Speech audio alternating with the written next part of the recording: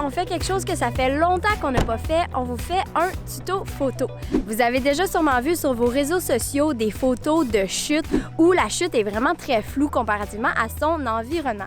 Alors aujourd'hui, on va aller dans le parc de la Gatineau et on va vous expliquer comment réaliser ce genre de photos-là. Là, dans notre duo, normalement, c'est moi qui fais plus de photos qu'Alex, sauf que comme Alex, lui, est plus volubile et est meilleur, surtout pour expliquer des concepts, je vais lui laisser la parole pour vous expliquer comment ça marche.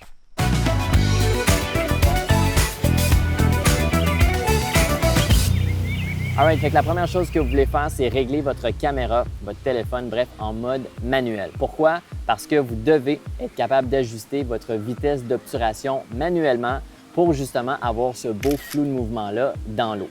Sans entrer trop dans des détails techniques, la vitesse d'obturation, c'est la vitesse à laquelle ton capteur ouvre et ferme quand tu prends une photo. Plus il est lent, plus il va y avoir du flou de mouvement. Alors moi, ce que je vous conseille pour commencer, quand vous photographiez pour la première fois une chute, c'est de le régler à 1 seconde. Ensuite, pour avoir une bonne exposition, il faut régler l'ISO et ensuite l'ouverture de l'objectif. Moi, je vous conseille de mettre l'ISO le plus bas possible, surtout si c'est une journée ensoleillée. Et après, l'ouverture, il va falloir l'ajuster selon le montant de lumière qu'il y a à l'extérieur. Ensuite, si vous voulez être capable de prendre vraiment une belle photo où c'est seulement l'eau qui est floue et non tout ce qu'il y a autour, vous devez absolument avoir avec vous un trépied. Ça, c'est primordial. Parce que si vous essayez de prendre une photo à la main avec votre vitesse d'obturation à 1 seconde, vous allez voir, veut pas, vous allez bouger un petit peu, ce qui va rendre toute votre photo floue. Alors, en ayant un trépied, ça va vous permettre d'être stable pendant votre prise de photo, ce qui va vous permettre d'avoir une photo nette à 100%. Le dernier truc que je peux vous dire, c'est de mettre un retardateur de 3 à 5 secondes sur votre appareil avant de prendre la photo. De cette façon-là, quand vous allez appuyer dessus, vous allez éviter de faire bouger la caméra, ce qui donnerait un peu plus de flou de mouvement à des endroits non désirés. Alright, on va faire un premier test. Je suis présentement à 1 seconde pour la vitesse d'obturation. Je suis à f18 et à ISO 200.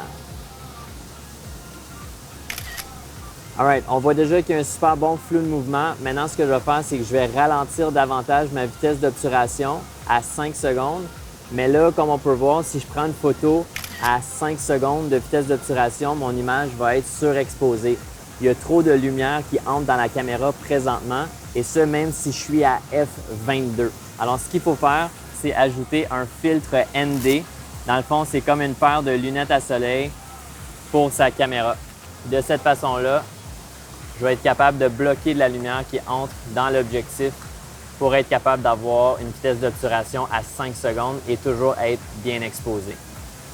Alors, on l'ajuste comme on veut. Alright, on essaie ça à 5 secondes. Je suis présentement à f7 et à ISO 200. Alright, c'est ce que je pensais. Il n'y a pas une énorme différence entre les deux. Fait qu'entre 1 et 5 secondes, c'est pas flagrant. Alors moi, personnellement, à 1 seconde, je suis satisfait du résultat. Mais encore, c'est vraiment juste une question de goût. Alright, là, il va falloir qu'on retourne à la voiture parce qu'il va se mettre à pleuvoir. Ouh! On s'est fait un peu pogner par la pluie. Juste un petit peu, là. Là, il fait beau, tu sais. Mais là, quand même, on était bien équipés. Fait que pas la fin du monde, mais dans le fond, MJ, est-ce que j'ai bien expliqué le concept? Ouais. Ouais? Je te donne mon MJ Approve. Good. Fait que j'espère que c'était clair. Là, évidemment, on pourrait entrer plus en détail au niveau de la composition d'image, au niveau de la lumière et tout. Mais déjà là, vous avez la base pour être capable de prendre des photos de chute floues. C'est ça, amusez-vous, crime. Crime? Mais crime, non, mais c'est vrai. Des fois, il faut juste aller sur le terrain, puis l'essayer, puis jouer avec ses paramètres, puis on découvre des belles affaires. Puis là, on vous a donné quand même une bonne piste pour réussir à faire ces photos-là. Alright, laissez un like sur la vidéo sur notre page si ce n'est pas déjà fait. Puis dans les commentaires, partagez avec nous une photo de chute où l'eau est bien floue. Alright, on se revoit la prochaine fois. Ciao! Salut!